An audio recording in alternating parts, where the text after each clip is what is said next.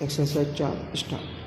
The scientist is supposed to be an objective seeker after truth. Science has grown because, in a large measure, the great scientists have sought truth in that way. But I suppose no man today, not even a scientist, can live in a world of his own, in some kind of ivory tower, cut off from what is happening. Therefore, science today has perhaps begun to cross the borders of moral and ethics. If it gets divorced completely from the realm of morality and ethics, then the power it possesses may be used for evil purposes.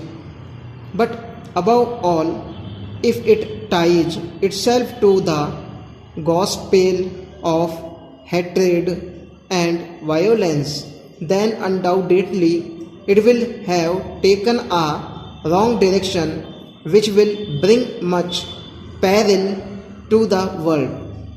I plead with the scientists here and elsewhere to remember that the scientific spirit is essentially one of tolerance, one of humility, one of realization that somebody else may also have a bit of the truth.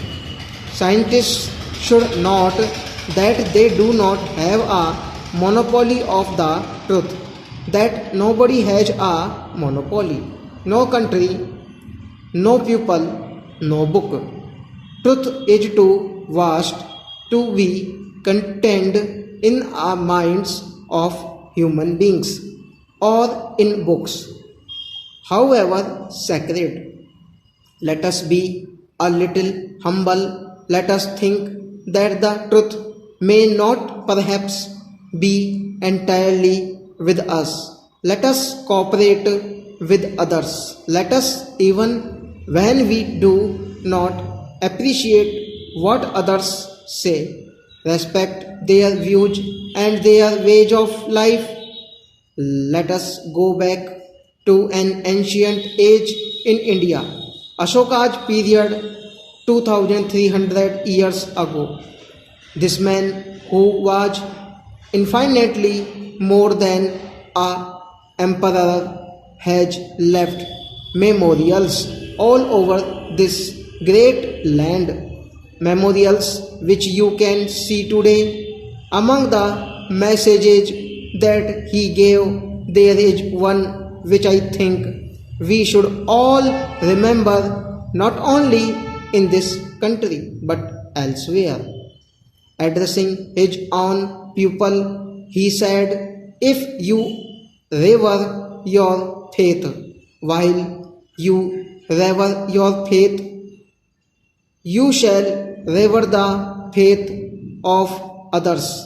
In reverencing the faith of others, you will exalt your own faith and will get your own faith honored by others.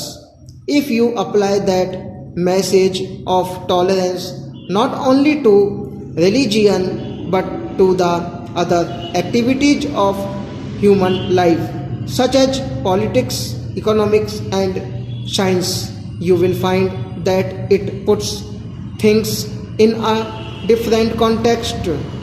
It is a context which is not very much in evidence today, where differences of opinion are not liked, where the tendency is to suppress the view or the way of life that is not approved of, where ultimately science itself becomes vitiated by a narrow outlook. Stop.